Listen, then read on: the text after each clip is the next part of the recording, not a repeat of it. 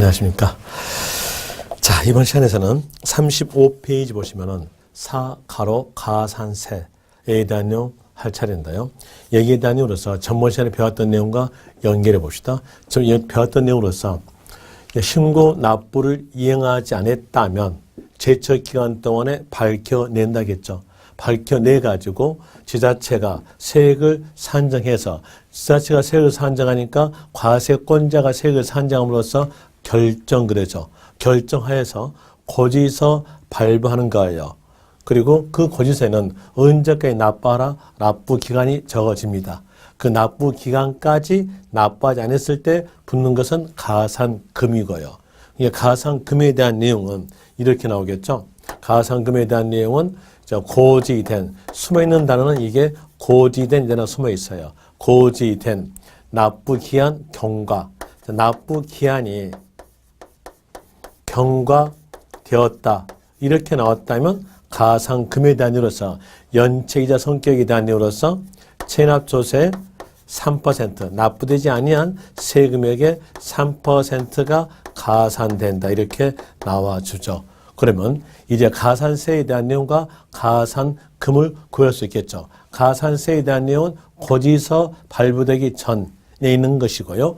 고지서 발부된 후에 있는 것은 가산금이다. 라는 의미로서 구별할 수 있는데 이 가산세에 대한 내용은 매매예요. 매매. 세금 더 내라는 거죠. 세금 더 내라 매매에 대한 의미로서 의무를 이행하지 않았을 때에 세금 더 낸다 이렇게 나와져요. 그럼 여기서 키단은 뭐예요? 의무란다는 거죠.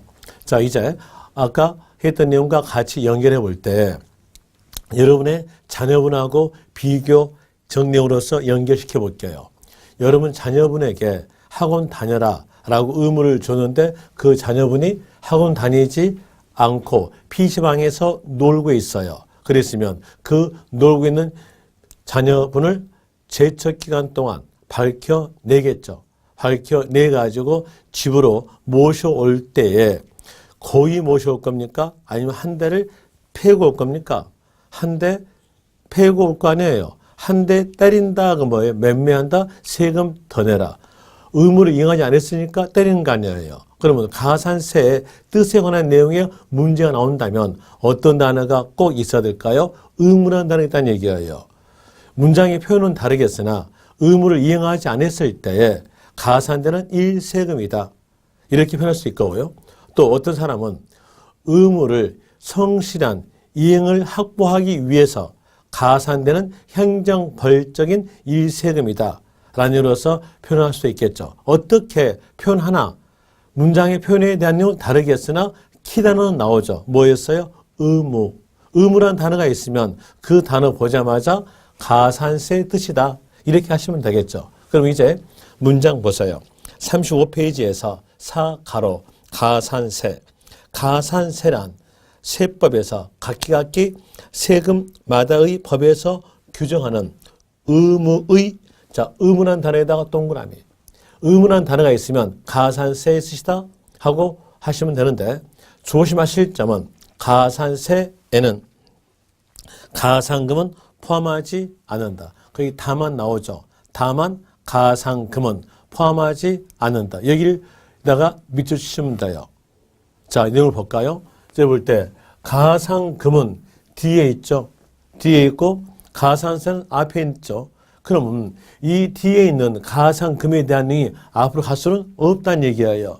그래서 의무란 단어가 나왔으면 가산세의 뜻인데 조심하실 것, 주의할 것으로서는 가산세에는 가산금은 포함되지 않는다. 불포함이다. 이 말이 나와주겠죠. 이걸 조심하시면 돼요. 그리고 그 뒷페이지로 가보세요. 뒷페이지로 가보시면은 동그라미 1번에서 신고 불성실 가산세 나와요. 신고를 이행하지 않았다면 신고 불성실 가산세가 가산되는데 신고 불성실 가산세에 대한 내용으로서 몇 퍼센트가 가산될 것인가에 대한 퍼센트의 숫자는요. 제척기간에 따라서 나와져요. 그리고 그 제척기간에 따라서 알고 있으면 그 문장의 키 단어들을 전부 다 빼낼 수 있는 거예요. 자, 한번 이렇게 봅시다. 여기에서 제척기한에 대한 일로서 과소 신고했다면 몇 년? 5년. 무신고했다면 제척기간 7년. 사기랄지 부정이면은요. 제척기간 10년이었어요. 그럼 과소 신고하였다면 그 내용을 밝혀내 가지고 과소 신고 불성실 가산세가 가산되는데 그때는 과소 신고분 세액의 10%가 가산됩니다. 그럼 여기는요. 여기는 10%가 가산된다는 얘기겠죠. 그리고 무신고에 대한 내용과 비교해 보세요. 과소 신고는 제척기간 5년, 무신고는 제척기간 7년. 무신고이었을 때 세무 공무원이 과소 신고한 경우보다 2년 더 고생해서 밝혀내는 겁니다. 2년 더 고생해서 밝혀내니까 2년 더 고생하게 만든 너 세금 더블로 내라. 더블이니까 20%겠죠. 부정은요 3년 더 고생해요. 3년 더 고생하니까 더블로 내라 40%다 이렇게 나와져요. 이제 여기 단위로서 체킹하면 되겠죠. 36페이지에서 기억 밑에 A에서 부정 나오죠. 부정에다가 동그라미.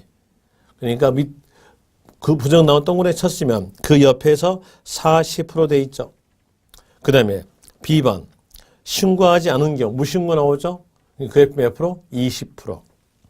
과소 신고는요 10% 됩니다. 그리고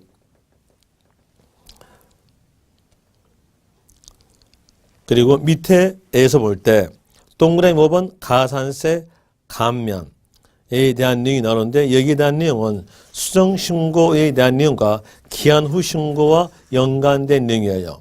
그리고 수정신고와 기한 후 신고에 대한 내용은 41페이지에 나와 있으니까 41페이지에서 기한 후 신고와 수정신고할 때 설명을 드리겠습니다. 일단은 여기에서 아는 것은 가산세에 대한 이유로서 무신고 불성실 가산세는 납부세액의 20%가 가산된다.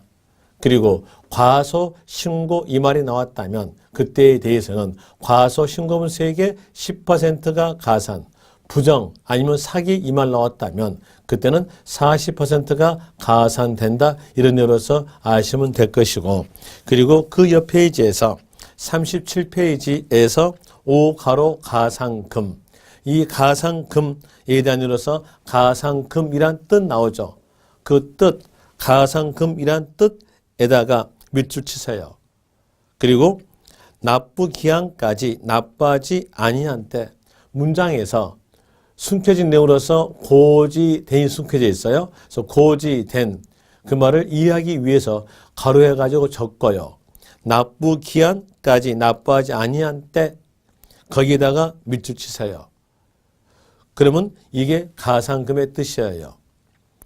가상금에 관한 내용에 문제가 나온다면 납부기한 경과 이 말이 나왔다면 가상금에 관한 내용의 문제다라고 생각하시면서 그 밑에 기억, 일반가상금, 일반가상금으로서 3% 체납된 조세의 100분의 3 거기다가 밑줄 치면 됩니다.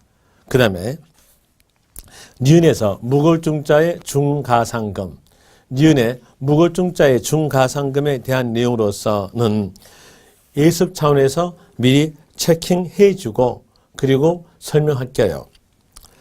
체납된 조세를 납부하지 아니한 때에 납부 기한이 지난 날로부터 1개월 지날 때마다 1개월 지날 때마다에다가 체킹. 체납된 조세 1000분의 12 여기서 1000분의 12란 말은 1.2%를 말합니다. 1.2%에 상당하는 가상금을 일반 가상금에 더하여 징수. 그리고 그 옆에서 60개월은 초과하지 못한다. 거기 체킹하시고요. 그리고 D페이지 38페이지에서 맨 위에서 밑으로 두째 줄, 첫 글자 체납된 이렇게 나온 줄, 그 줄에서 국세는 100만 원 미만, 지방세에서는 30만 원 미만일 때는 중가상금은 적용하지 아니한다. 그리고 그 문장의 끝에서 세목별 판단 거기다가 밑줄 치시면 됩니다. 설명을 드릴게요. 자, 여기에서 고지서 나갔죠? 고지서 나갔는데 이 고지서에 납부 기간에 대한 이유로서 기간을 적어봅시다. 납부 기간이 7월 16일부터 7월 31일부터 해보죠. 그리고 8월 달에 납부한다. 8월 달에 납부한다면 납부 기한이 경과됐음으로써 가산금 체납조세 3% 붙겠죠. 그리고 똑같은 상황이에요. 똑같은 상황에 납부 기간에 대한 이유로서 7월 16일, 7월 31일까지 거기서 받은 사람이 9월 달 납부한다. 이랬을 때 이 9월 달 납부한 사람에게도 3% 가산금이 가산된다. 이렇게 한다면 여기에 대해서는 형평성이 어긋나는 거예요. 8월 달 납부한 사람도 3%, 9월 달 납부한 사람도 3% 이렇게 되면 형평성이 어긋나니까 형평성을 맞춰주기 위해서 법 나온 게 무골증자의 중가산금이에요. 이 무골증자의 중가산금에 대한 내용은 납부기한 경과하여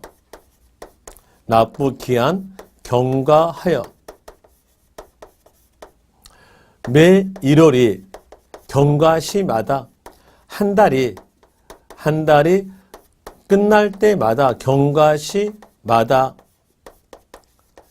체납된 조세 납부되지 아니한 세금의 1.2%씩 가산금액 가산 이렇게 나와져요. 그럼 보세요. 여기에서 납부기한 경과하여 한 달 경과했으니까 가산금에다가 중가산금을 붙인다는 얘기예요. 그러면서 형평성을 맞추는 거죠. 그러니까 10월달 납부한다? 그러면 또요. 한 달이 경과됐으니까 하나 더 붙겠죠. 가산금 플러스 중가산금, 중가산금 이렇게 붙어가요. 한 달 경과할 때마다 계속 하나씩 붙어가는데 그러면 죽을 때까지 붙겠는가? 그건 아니에요. 자, 여기에서 볼 때 고지서 나갔다는 것은 부가권 행사했다는 얘기예요. 그러면 이제 남아있는 권리는 징수권 남아있죠? 그 징수권을 행사할 수 있는 권리의 기간을 보고 소멸시효라고 그래요. 소멸시효에 대한 내용은 일반적으로서 국세든 지방세든 5년 잡습니다. 일반적으로 5년이에요. 5년이면 여기에서 5년간 징수하는 얘기예요. 1년은 12개월이죠. 12개월 곱하기 5 하면은 60개월. 자, 소멸시효가 5년이니까 중가산금은 60개월 초과할 수가 없다. 이렇게 나온 거죠. 그리고 금액이 적은 경우는 중가산금은 제외시키는데 이 금액에 대한 내용은 통계적 숫자이기 때문에 맞게 나올 거예요. 이제 여러분 아는 것은 60개월 초과하지 못한다 기억하시고요. 통계적 숫자에 대한 내용으로서 국세는 100만 원 미만, 지방세에서는 30만 원 미만이면 중가산금은 적용하지 않는데 조심하실 것 세목별 판단이에요. 각기 세금마다 국세에서는 100만 원 미만, 지방세에서는 30만 원 미만이라는 거 세목별 판단에다가 포인트를 잡으시면 됩니다. 이렇게 해서 흐름으로 살펴봤었고요. 이제 이 흐름을 보니까 납세 의무 소멸에 대한 내용도 여러분들이 알 수 있어요. 38페이지에서 3번 납세 의무 소멸, 납세 의무 소멸에 대한 내용으로서 본다면 납부했으면요. 납세 의무 소멸되겠죠. 그래요. 또 다시 제척기간 만료됐으면요. 납세 의무는 소멸되는 거예요. 그리고 또 소멸시효 완성됐으면요. 납세 의무 소멸된다. 이렇게 세 가지 경우가 나오는데 가산세에 대한 내용을 좀 더 살펴보고 이리 와볼게요. 가산세에 대한 내용을 살펴보기 위해서 여러분 교재는 없으나 거기에 대한 내용으로서 한번 다른 세금과 연결해서 봅시다. 자, 토지를 보유한다. 이랬으면 적용되는 세금은 뭐가 적용될까요? 재산세가 적용되죠. 재산세에서 재산은 토지, 건축물, 주택, 선박, 항공기를 말합니다. 이 5개 중에 하나를 보유했으면 재산세가 과세되는 거예요. 여기서 토지 보유했으니까 재산세가 과세되겠죠. 재산세에 대한 이로서 납세 의무 성립 시기에 대한 내용은 어디로 가냐면 앞에서 배웠던 내용대로 기준일이죠. 과세 기준일로서 며칠? 6월 1일 시점에서 성립하는 거예요. 6월 시점 성립하는데 토지를 보유했을 때 누가 보유하고 있는가는 지자체가 알고 있어요. 소유자가 누군지 알고 있다는 거죠. 알고 있으니까 그 소유자에게 세금액을 산정해서 고지서 나가면 되는 거예요. 지자체가 세액을 산정한다는 게 뭘까요? 결정. 그러면 재산세에 대한 내용은 2단계를 거칠 필요가 없어요. 안 거쳐요. 의무를 주어지지 않고 막바로 지자체가 세액을 결정하여서 세금액은 얼마입니다 하고 알려주는 거죠. 알려주니까 여기 볼 때에 고지서 발부되는 거죠. 그러면 이 재산세에 대한 내용은 신고 의무가 없다는 거예요. 신고 의무가 없으니까 재산세는요. 가산세 규정은 없다. 이런 내용으로서 나와주겠죠. 재산세는 가산세 규정이 없는 겁니다.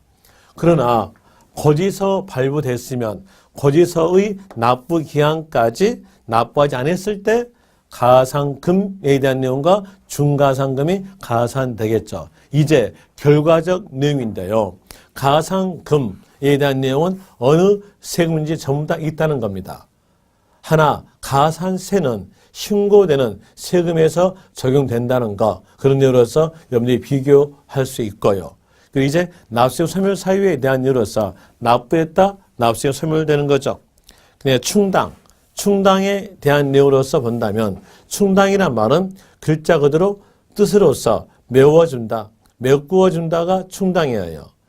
그러면 환급돼야 될 세금의 세금액을 환급하지 않고 다른 세금으로 메워져요. 그럼 다른 세금으로 메워지면 그 다른 세금이 납부했던 역할로서 납세 의무가 소멸되는 겁니다. 여기에서 충당에 대한 내용도 소멸 사유에 들어가는 것이고요. 3번에서 부가의 취소. 3번에 부가의 취소에 대한 내용 이런 내용이죠. 부가의 취소. 그럴 때 부가했다는 말은 고지서가 나갔다는 얘기예요. 그리고 의 취소했죠. 여러분이 민법에서 배웠을 때 취소란 말 배웠을 거예요. 취소란 말은 취소하기 전까지는 유효하다. 취소하였으면 소급해서 무효다. 자, 취소하였으면 소급해서 무효다. 이거죠.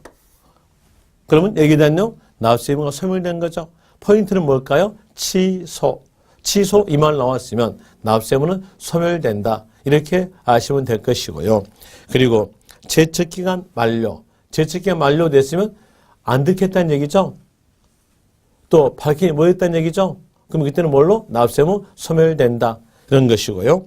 그리고 그 옆 페이지 39페이지 오른쪽 페이지죠. 동그라미 5번에서 소멸시효 완성 5년간 징수하지 못했다면 납세 의무는 소멸되는 겁니다.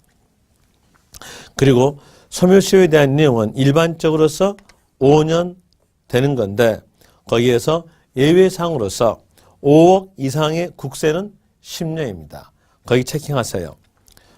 39페이지 동그라미 5번에서 소타이틀 기업, 국세, 지방세의 징수 목적으로 국가 또는 지자체의 권리는 이를 행사할 수 있는 날로부터 5년, 가로에서 5억 이상의 국세는 10년, 여기 체킹하시면 됩니다. 그럼 여기에서 볼 때 5억 이상의 국세니까 5억 플러스 국세 이렇게 나와야 제척기간 10년이에요.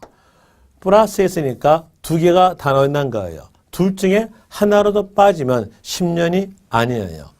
일반적 경우로서 5년 그럽니다.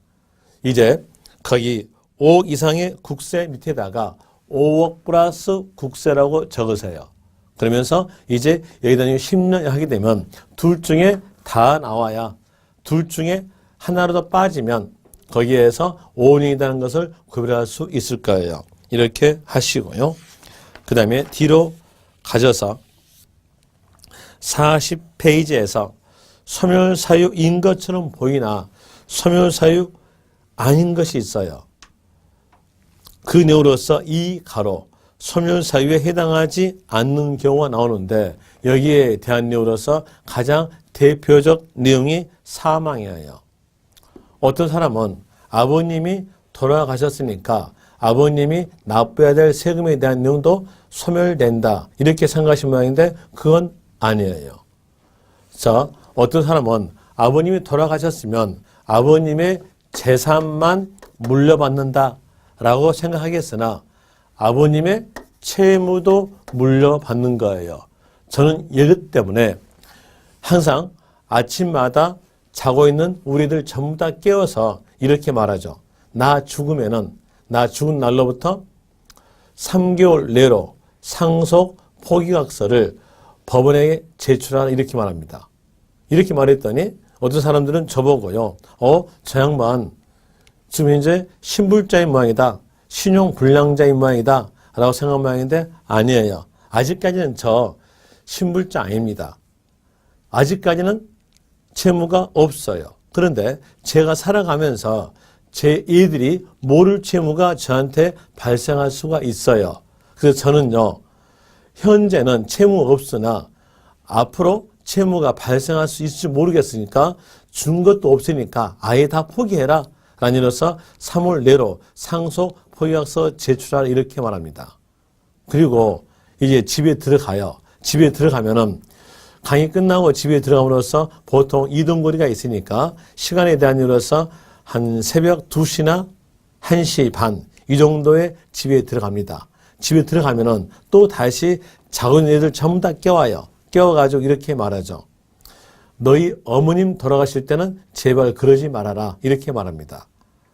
왜 그러냐면 제가 사두었던 부동산에 대한 내용은 전부 다 집사람 명의로 되어 있습니다. 그러니까 그것만큼은 가지고 가라. 이런 내용으로서 해주죠. 이제 아셨죠? 사망은 뭘까요? 승계입니다. 승계. 승계니까 소멸사유에 들어가지 않아요. 거기 동그라미 3번 사망. 사망에다가 이렇게 적으세요. 승계라고 적으시면 될 겁니다. 그리고 이제 위에 동그라미 1번 부가의 철회 결손인데요. 여기에 대한 내용은 보류입니다. 보류이기 때문에 소멸되지 않는 거예요. 부가의 철회에 대한 내용은 주소지가 분명하지 않기 때문에 일단은 보류시켰다가 주소지가 분명해지면 다시 고지할 수 있는 거예요. 보류이기 때문에 소멸사유에 들어가지 않는 경우에 들어가지고요. 그리고 결손, 결손에 대한 내용도 그분의 재산이 없을 때에 결손으로서 보류시켰다가 그분의 재산이 발견되면 압류가 들어갈 수 있다는 내용이 결손에 대한 내용이에요. 소멸사유 아닌 거에 대한 일로서 가장 대표적 내용은 이 세 가지입니다. 큰 타이틀만 기억하시면 돼요. 사망, 철회, 결손은 소멸사유에 들어가지 않는다. 라는 일로서 아시면 될 것이고요. 그리고 41페이지에서 4번 기한 후 신고, 수정 신고에 대한 내용인데 자 먼저 여기 보죠. 기한 후 신고부터에 대한 내용을 보는데 거기도 신고죠. 신고에 대한 이유로서 여기 법정 신고 기한은요. 취득세인 경우는 취득일로부터 60일 내에 신고 납부예요. 그러면 기한 후 신고니까 글자 그대로 신고 납부를 예전에 하지 않고 기한 끝난 후에 신고한다는 얘기예요. 신고 납부 안 했을 때 적용되는 거 뭐였을까요? 기한 후 신고예요. 기한 후 신고는 글자 그대로 기한이 끝난 후에 신고한다. 그러면 여기는 신고 예전에 했던 자일까요? 하지 않았던 자일까요? 신고하지 않았으니까 기한이 끝난 후에 신고한다는 얘기죠. 그럼 여기에 대한 내용으로서는 법정 신고 기한까지 신고하지 아니한 자, 얘가 바로 키예요. 기한 후 신고는 누가 한다? 신고하지 아니한 자가 하는 거예요. 언제까지 하면 될까요? 들키기 전까지 하면 되겠죠. 들키기 전까지니까 결정 고지하기 전까지 결정 고지 전, 결정 통보 전 같은 말이죠. 결정 통보 전까지 할 수 있다. 할 수 있다. 이렇게 나오죠. 그리고 기한을 신고하였으면은 여기에서 매매에 대한 내용을 약간 줄여줘요. 감면시켜줘요. 감면시켜에 대한 내용으로서 교재까지 같이 연결해서 본다면 1가로에서 기한 후 신고, 기한 후 신고란 법정 신고 기한이 경과 후, 거기 밑줄, 법정 신고 기한이 경과 후, 밑에 결정하여 통지 전까지 신고서 제출하는 것을 말한다. 거기 밑줄 치고요. 동그라미 1번 요건, 요건에서는 신고서를 제출하지 아니한 자는 기한 후 신고할 수 있다. 기한 후 신고는 누가 한다? 신고하지 아니한, 법정 신고 기한까지 신고하지 아니한 자 하는 거예요. 거기다가 밑줄 치고요. 절차에 대한 내용으로서 지자체장이 지방세법에 따라 그 지방세의 과세표준과 세액을 결정하여 통지하기 전에는 기한 후 신고할 수 있다. 그러면 기한 후 신고를 언제까지 한다? 방금 했잖아요. 전까지 할 수 있다는 거죠. 할 수 있다 이렇게 나와주고, 그리고 효력에 대한 내용으로서 읽어보시면 돼요. 그에 대한 내용은 여러분 시험에서 안 나오니까 읽어보시면 되고, 뭐만 아시면 되냐면 감면상 아세요. 감면에 대한 이유로서 이 기한 후 신고는 신고 기한 내에는 신고하지 않았죠. 신고 안 했으니까 무신고 불성실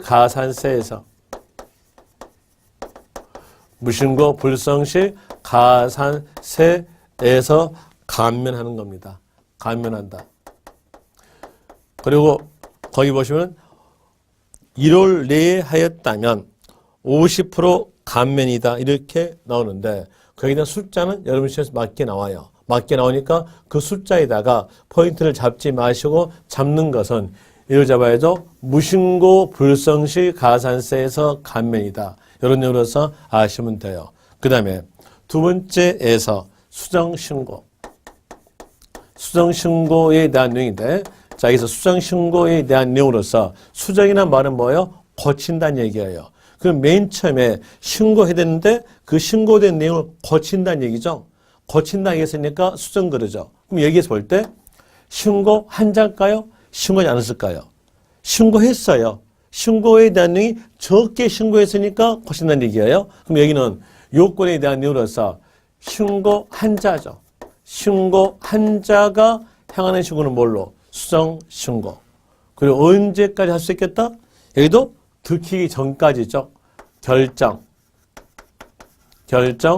통보 전까지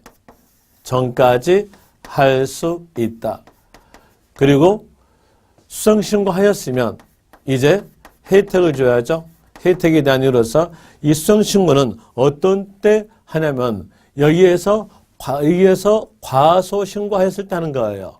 그러니까 과소신고했을 때 하는 거니까 과소신고 불성실 가산세에서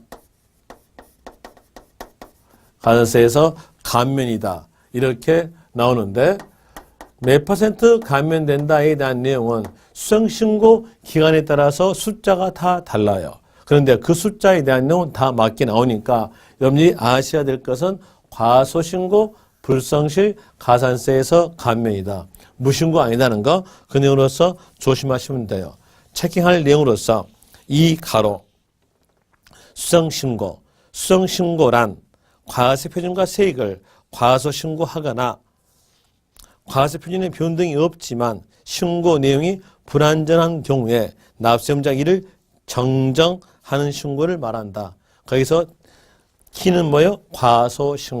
과소신고하였을 때 행하는 신고가 수정신고라는 걸 알고 뒤에 요건에서 꼭 기억하실 것. 요건에 대한 이유로서는 지방세 기본법, 지방세 관계법에 따른 법정 신고 기한까지 신고서 제출한 자는 거기서 누가 되겠어요? 신고서 제출한 자예요. 여기 체킹하세요. 신고서 제출한 자. 그리고 절차에 대한 내용으로서 동그라미 2번 절차 나오죠. 거기에서 기억에서 밑에 줄 첫는 이렇게 나온 줄, 그 줄에 경정하여 통지 전까지는 신고서 제출할 수 있다. 여기 체킹하시고요. 그 다음에 동그라미 4번 감면에 대한 이유로서 법정신고 기한 지난 후 6개월 내에 수정신고했으면 50% 감면. 그 다음에 니은에서 법정신고 지난 경과 후 6월 후 1년 내에 수정신고했으면 20% 감면. 법정신고 지난 후 1년 후 2년 내에 했으면 10% 감면 이렇게 나오는데 거기에 대한 내용으로서 아는 것은 어디서 감면이다? 과소 신고에서 감면이다. 그러니까 동그라미 4번 가산세 감면 막바로 밑에 줄 법정 신고 기한이 지난 후 수정 신고한 경우는 과소 신고 가산세를 어디에서 과소 신고 가산세를 비율만큼 감면 과소에다가 동그라미 치면 됩니다. 자, 이런 내용으로서 납세의무 소멸에 대한 내용까지 살펴봤고요. 그리고 5번에서 납세 확장에 대한 내용인데 이 확장에 대한 내용은 여러분 시험에서 너무 깊은 내용으로서 나오지 않으니까 이론상으로서만 아시면 돼요. 이건 학문 공부하시는 겁니다. 학문 공부에 대한 내용으로서 하시면 되고요. 시험 공부는 안 해서도 됩니다. 그러면 시험 공부에 대한 내용으로서 공부하신 분들은 여기에 대한 내용을 전부 다 안 보셔도 돼요. 삭제해도 관계없고요. 이제 뒤로 가죠. 뒤로 가셔서 그래서 부동산 활동에 관한 세금에 대한 내용인데 이 활동에 관한 세금에 대한 내용은 암기적 내용이 있기 때문에 여기서 간결하게만 설명하고 넘기겠습니다. 부동산 활동에 관한 세금에 대한 내용은 이런 내용이죠. 이런 내용으로서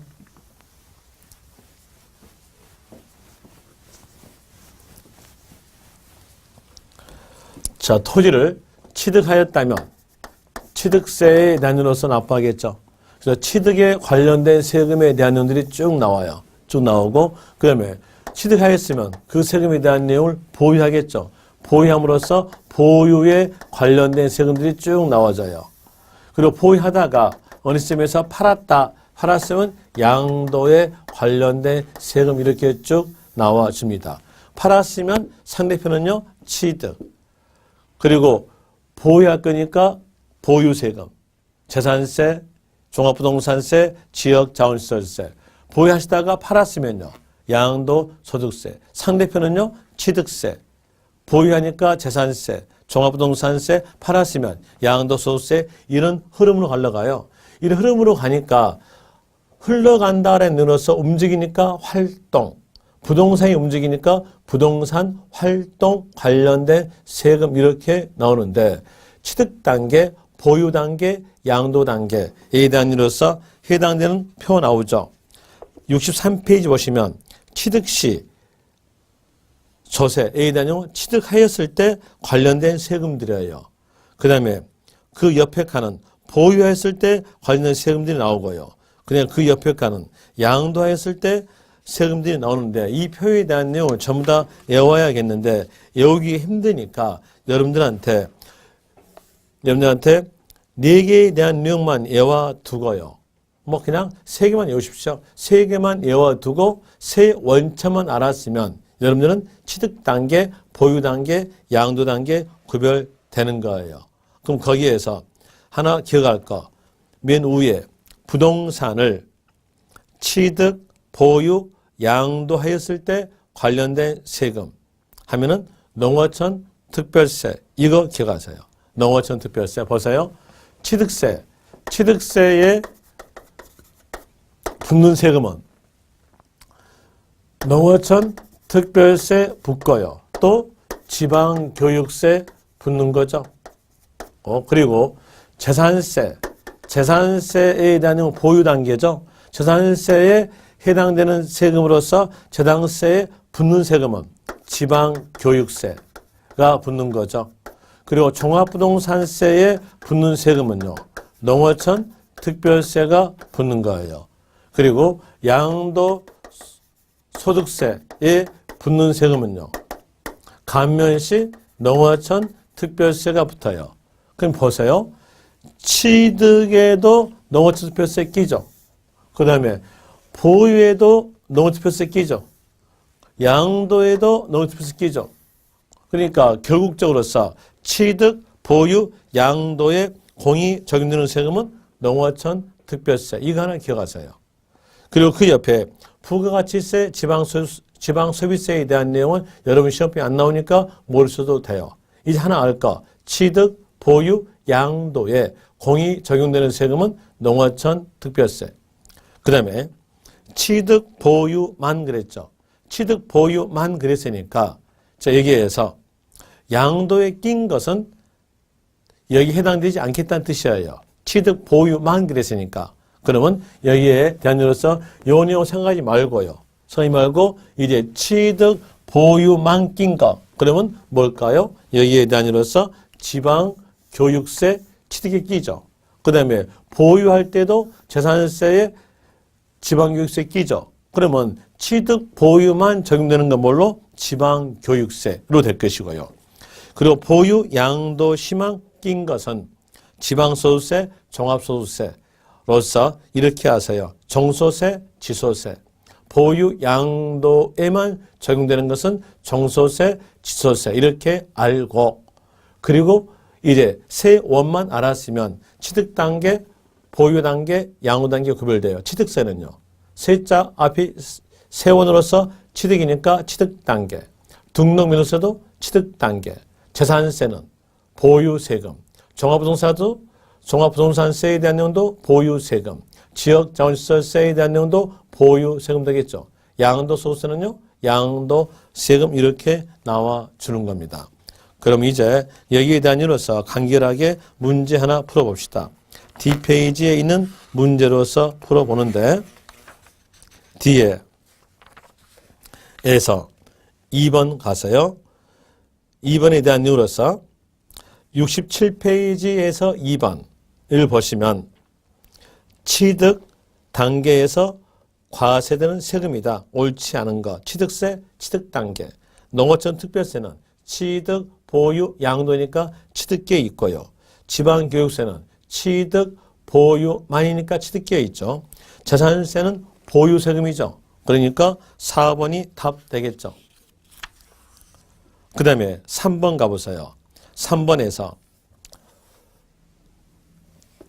68페이지에서 3번 보유 단계에서 과세하는 국세로서 옳은 것 돼 있어요. 그럼 여기는요. 보유 플러스 국세죠. 취득세는 취득 단계로서 지방세고요.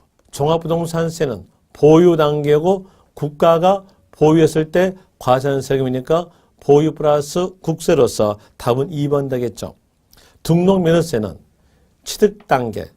그럼 답 안 되겠죠. 양도소득세는 양도 단계. 재산세는 보유 단계인데 지방세죠. 문제상에서 물어본 것은 보유 플러스 국세 물어봤잖아요. 그러므로 5번에 대한 내용도 답이 안 되겠네요. 답 2번 될 것이고요. 하나만 더 풀어드릴게요. 부동산의 취득과 보유만 과세하는 세금은 취득, 보유만 적용세금은 아까 외웠던 거죠? 지방교육세. 지방교육세로서 답은 2번 되겠네요. 자, 이렇게 해서 총론 내용을 다 마칠게요. 70페이지에서 조세 채권과 타 채권과의 관계에 대한 내용은 여기에 대한 내용은 중개업에서 배워요. 중개업법에서 배우니까 하찮은 과목엔 세법을 설명하지 않습니다. 한번 쭉 읽어보시면 되고요. 이렇게 해서 이제 총론에 대한 내용을 마치고 어디로 가냐면 각 세금마다에 대한 이로서 취득세를 먼저 하겠습니다.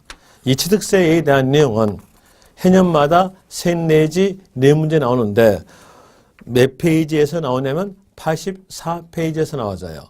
84페이지에서 취득세에 대한 내용은 다음 시간에 하겠습니다. 오늘 여기까지 하겠습니다. 하여튼 고생 많으셨습니다. 자, 수고하셨습니다.